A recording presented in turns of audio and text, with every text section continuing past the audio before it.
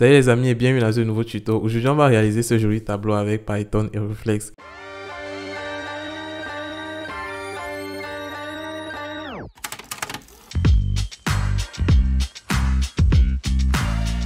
Alors, dans un premier temps, ce qu'on va faire, c'est configurer notre environnement de travail. Moi, j'ai déjà créé mon dossier et j'ai créé mon environnement virtuel. Tout ce qui nous reste à faire, c'est d'installer Reflex et tester si c'est que notre application est bien installée.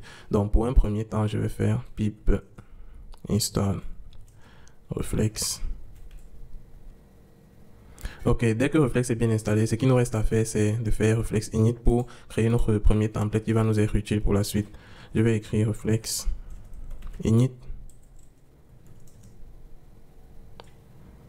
Là, on a plusieurs options. La première option, c'est celle qui nous intéresse, la partie qui nous permet d'avoir un template assez minimal. Donc, je vais choisir la première option et je ferai d'autres vidéos un peu pour explorer les autres différents templates. Là, je vais choisir 0. Et si vous remarquez au niveau de l'arborescence de vos dossiers et fichiers, vous aurez une nouvelle, un nouveau dossier et un autre dossier qui s'appelle UI avec Reflex. Ça, c'est le nom de mon dossier, de mon projet.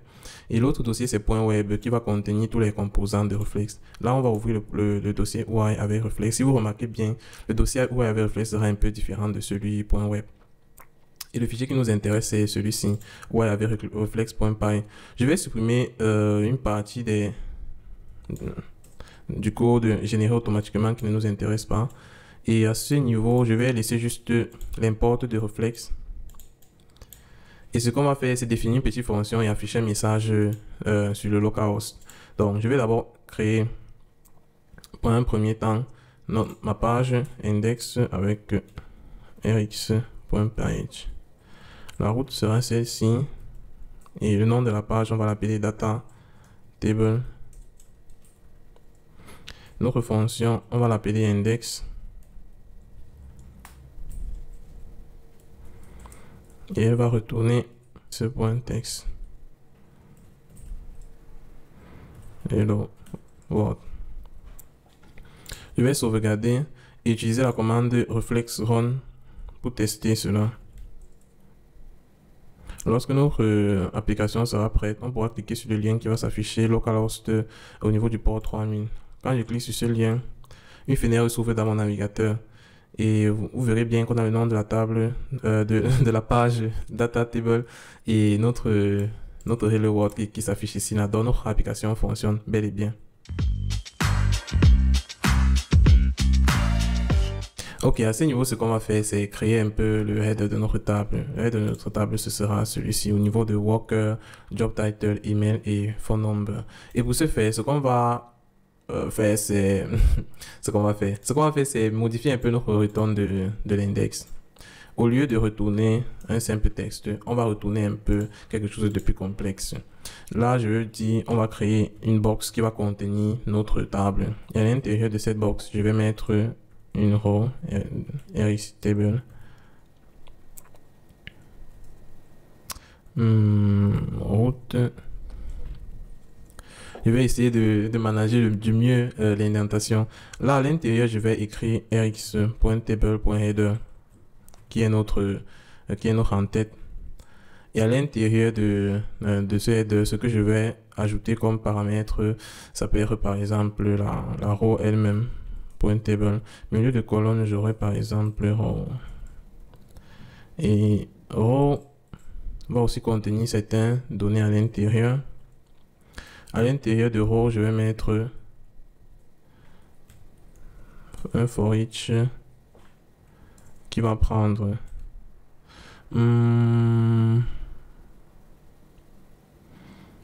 oui, qui va prendre les workers. Ok, je pense que je l'ai appelé comme ça. Ok. Ok, job title. Email. Et phone number. Phone number.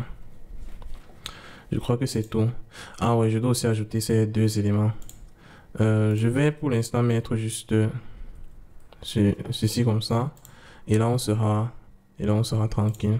Ce qui me manque, c'est définir la suite de notre header. On va mettre un titre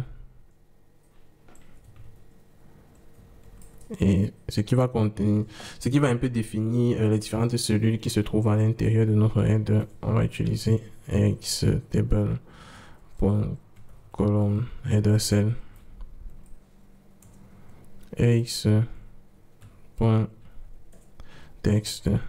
title et font size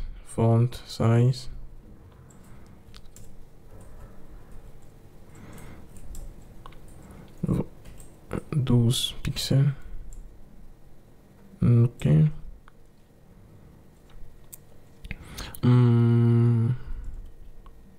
Font size, on peut encore ajouter quoi? Weight. Bold. Ok. On va aussi ajouter un peu de style au niveau de notre box. Oui, on va mettre ça 100%.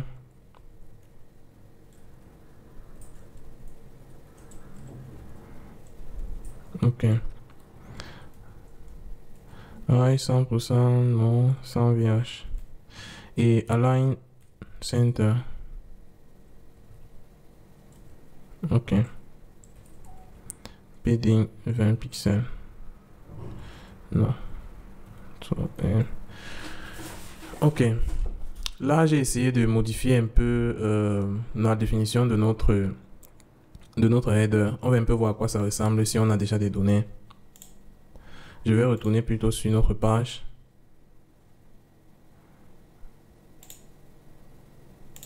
Data table. Là, on voit qu'on a worker, job title, email et phone. Et les deux autres éléments qui pourraient s'afficher ici.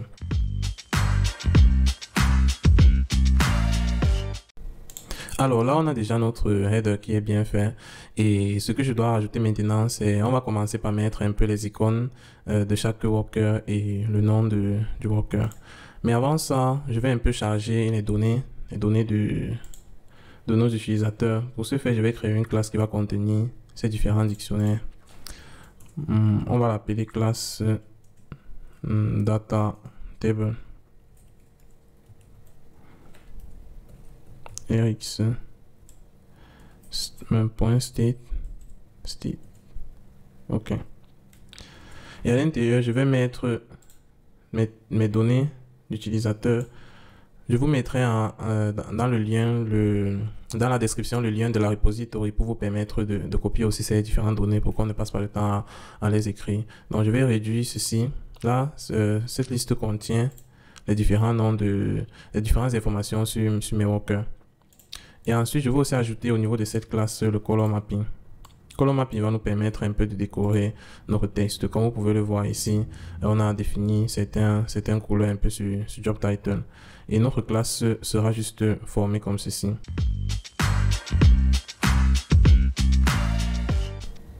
Alors, ce que je vais faire à ce niveau, c'est créer la fonction qui va nous permettre de générer automatiquement les informations de nos utilisateurs au niveau de notre table. Nous, on a déjà créé nos données qui sont celles-ci. Et on va commencer par le profil et le nom de chaque worker. Je vais appeler cette fonction créer data row. Donc, def create data row. Et cette fonction va prendre comme paramètre data. Il va me retourner une row. Table.row. Et à l'intérieur de cette row, je vais créer une cellule qui va aussi contenir les différents éléments qui nous seront utiles. Je vais prendre en premier lieu rx.iStack.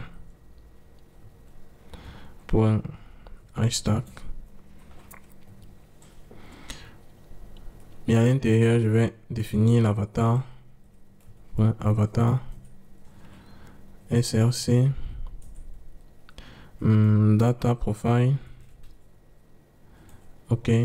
Et size ici sera 1. Là, on est en train de lier automatiquement ce premier avatar avec la première colonne qu'on a définie. Et on va aussi mettre le texte de rx.text qui sera à ce niveau le nom de notre opérateur name. On peut ajouter un autre paramètre color, color schema gray et weight medium. Ok. Là, j'ai créé mon premier élément, mon hashtag et tout. On devrait, je crois que je devrais mettre ces éléments à l'intérieur d'une cellule. Ouais.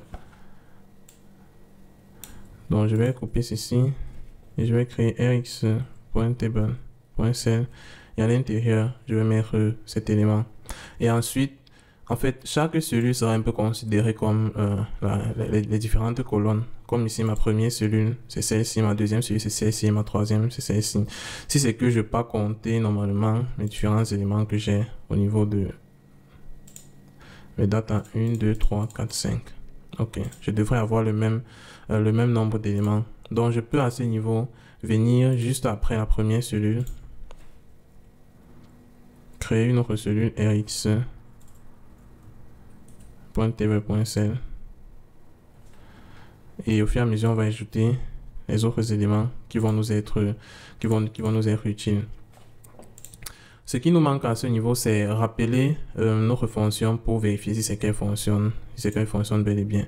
Je peux ajouter un autre paramètre, par exemple ici, align est égal à center et white space, non, white space, non, wow. Ok. Ce qui nous manque, c'est appeler cette fonction au niveau de notre index. Parce que là, on a déjà créé la partie header et on a créé maintenant la partie body. Ici, au niveau de notre code, on a dans un premier temps rxtable.header qui a déjà été créé. Et je vais ajouter un autre rx à ce niveau qui sera plutôt de type body. rx.table.body. Et à l'intérieur, je vais appeler cette l'apaisement que j'aurais créé à l'intérieur d'un for each qui va prendre comme premier paramètre data table.data pour les données qui sont à l'intérieur et ma fonction create table row. Je crois que je vais l'appeler directement comme ça. En plus, ce qu'on peut faire, c'est ajouter par exemple 8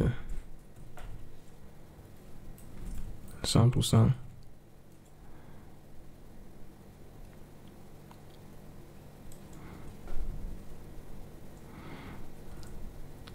Et max width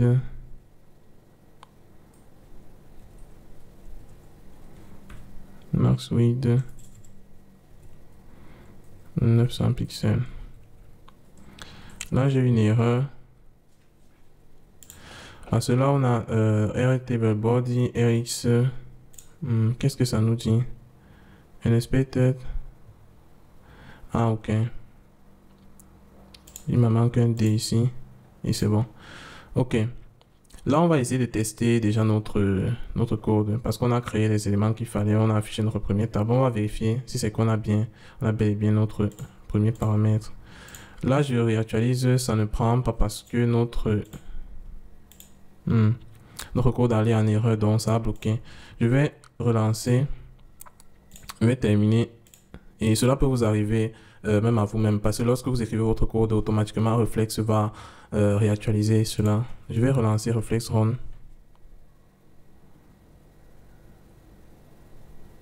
Vous voyez que là, vu que le port 3000 est utilisé, on a switché sur le port 3001.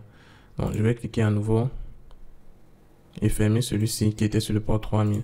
Et maintenant, on a de nouveau nos données ici là sur le port 3001 avec Gen. Et comme vous pouvez constater ici là, au niveau de data, on a affiché les mêmes informations.